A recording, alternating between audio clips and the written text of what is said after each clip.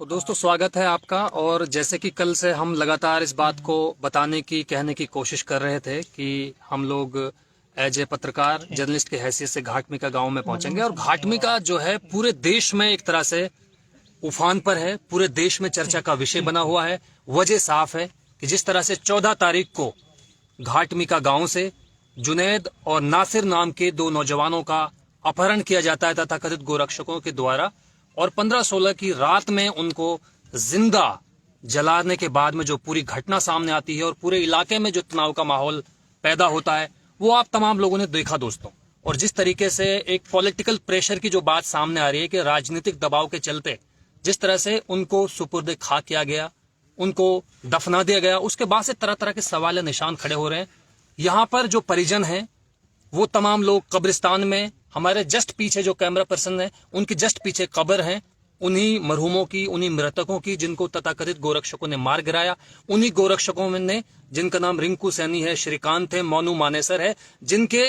तमाम तरह की पिक्चर्स, तमाम तरह की वीडियोज, स्टिल्स सोशल मीडिया पर वायरल हो रहे हैं। तमाम लोग यही कह रहे हैं, मीडिया प्रैक्टिशनर्स यही कह रहे हैं, मेन स्ट्रीम मीडिया यही कह रहा है, इंडिपेंडेंट मीडिया भी यही कह रहा है कि जिस तरह से इनके हाथों में हथियार हैं, जिस तरह से ये बयानबाजी कर रहे हैं, उससे अब तक ये गिरफ्तार क्यों नहीं हो पाते, ये पूरे पुलिस प्रशासन पर भी सवाल निशान है। और जिस तरह से सारी बातें सामने यहाँ पर आई भी हैं कि 3 दिन के अंदर अंदर ये गिरफ्तारी हो जाएंगी, लेकिन बदकिस्मती से अभी तक सिर्फ एक गिरफ्तारी हुई है, वो भी यहाँ के लोकल किसी व्यक्ति की जो इस केस में इन्वॉल्व है। लेकिन अभी तक जो मुख्य आरोपी है,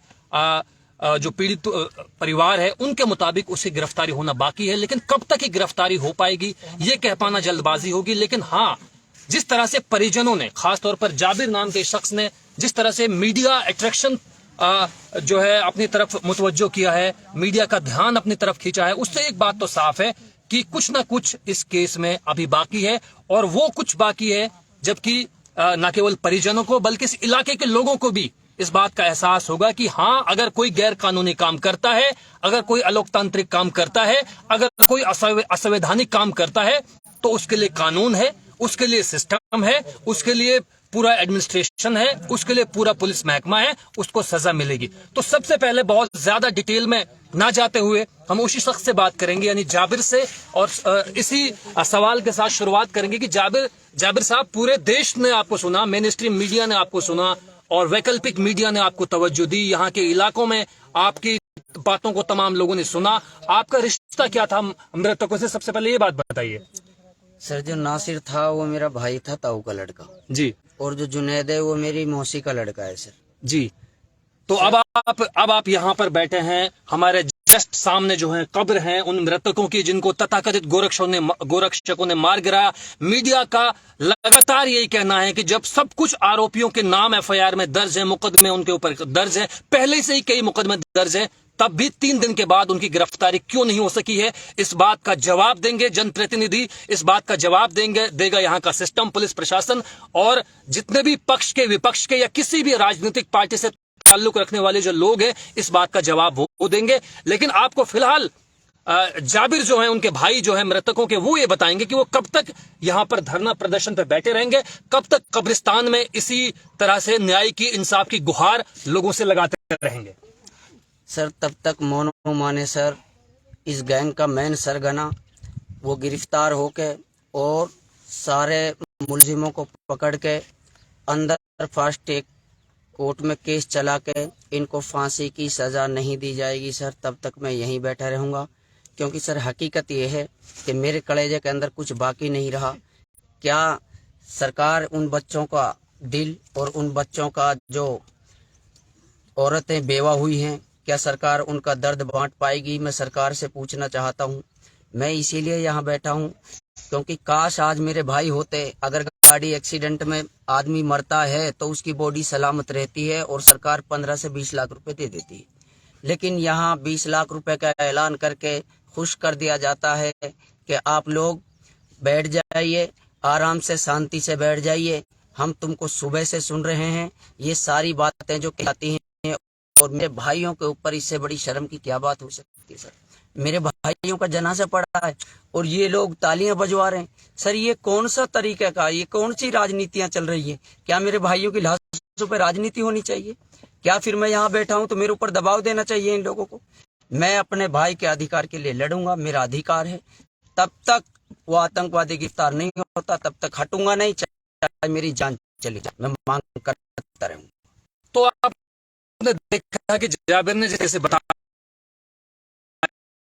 वो लगातार इसी बात की वकालत कर रहे हैं, इसी बात की हिमायत कर रहे हैं। जब तक उनके भाइयों को, मृतकों को, शहीदों को जब तक सजा नहीं मिल पाती, वो लगातार उनकी कब्रों के सामने बैठे रहेंगे। लेकिन मैं पूरे इलाके को खासतौर पर एक पत्रकार की हैसियत से बताना जरूर चाहूंगा कि ये पूरी तरह से एक चुनौती है, इस पूरे इलाके के लिए चुनौती है। जिस तरह से हम दिल्ली से आ भी रहे थे तो नूह में हमने कई तरह के होर्डिंग्स देखे, पोस्टर्स देखे, स्टिकर्स देखे, तरह तरह के बोर्ड्स देखे, वहां पर लोग रैलियों में जा रहे हैं। हमने और तमाम लोगों का, यहाँ पर पीड़ित परिवार का भी यही कहना है कि उनका किसी भी राजनीतिक पार्टी से कोई दुश्मनी नहीं है, कोई उनसे लगाव उनका नहीं है, उनके लिए सब बराबर है। वो रैलियों में जाएं, जनसभाओं में जाएं, सभाओं में जाएं, सेमिनार्स में जाएं, कहीं भी जाएं, लेकिन जब उनकी जरूरत पड़ती है तो फिर पार्टी से ऊपर के कुछ फैसले लेने होते हैं। उसी तवक्को में आज यहाँ पर जाबिर जो है बैठे हुए हैं। उनको न्याय कब तक मिल पाएगा, इंसाफ कब मिल पाएगा, ये तो देखने वाली बहुत बात होगी। लेकिन जिस तरह से इस पूरे गांव में मातम का माहौल है, गलियों में वीरानी है और पूरे इलाके में एक तरह से सन्नाटा पसरा हुआ है, उस बात को मतलब अब इस तरह से पेश किया जाना चाहिए कि यहाँ के जो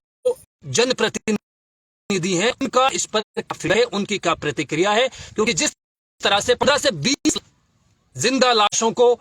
जिंदा लाश में इसलिए कह रहा हूं कि जिंदों को जलकर मार दिया गया था और उनकी लाशों को जिस तरह से दफनाया गया था, उसके बाद सवाल निशान तो ये भी उठता है कि जिस तरह से लोग कह रहे हैं कि उदयपुर में जो घटना हुई थी, शर्मनाक घटना हुई थी, अफसोसनाक घटना हुई थी, लेकिन सरकार ने उनको 1-1 करोड़ रुपए का मुआवजा दिया था। ये बात सही है। जिस तरह से हमने भी बात की पूरे गांव में, गांव के लोगों का यही कहना है कि मुआवजा किसी जान की कीमत तो नहीं हो सकती, कॉम्पनसेशन किसी जान की कीमत तो नहीं। हाँ, क्योंकि बच्चे यतीम हो गए हैं, उनकी बीवियां जो हैं वो बेवा हो गई है, विधवा है, किसी के भाई हैं, तो बहुत सारा एक जब परिवार में से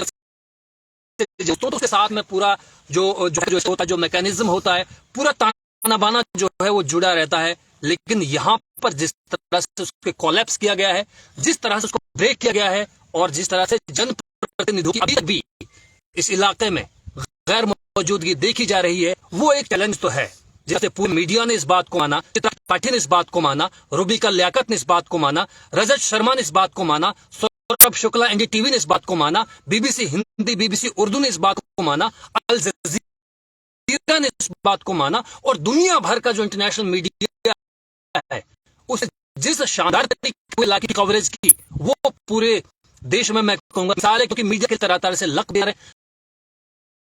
तरह तरह से मीडिया कर्मियों को संबोधित किया जा रहा है, लेकिन पहली बार देखने में आ रहा है कि तमाम लोग मीडिया कर्मियों की जो गतिविधियां हैं उनसे खुश नजर आ रहे हैं और लोगों का यही कहना है कि उनको मीडिया पर पूरा यकीन है, कानून पर पूरा यकीन है, संविधान पर पूरा यकीन है। और मैं खास तौर पर दोस्तों एक बात बताना चाह रहा हूं इस इलाके के बारे में, क्योंकि यही इलाका है दोस्तों जब जरूरत ही है, इस इलाके के बुजुर्गों ने देश के लिए मर मिटने की बात हो, देश के लिए कुछ कर गुजरने की बात हो, हमेशा इस देश की खासियत रही है, इस इलाके की खासियत रही है कि उन्होंने अपने है उससे बियॉन्ड जाकर पहले नेशनलिज्म को तरजीह दी है। और इसकी कई मिसालें हैं, सैकड़ों मिसालें हैं, लाखों मिसालें हैं, हजारों मिसालें अगर ढूंढेंगे तो हम बहुत सारी मिसालें मिल जाएंगी। चाहे मुगलों की बात हो, ब्रिटिश की बात हो, अंग्रेजों की बात हो, किसी की बात हो, जब मुल्क के खड़े होने की बात हुई है, जब देश के साथ मर मिटने की बात हुई है, इस इलाके के बुजुर्गों ने आकर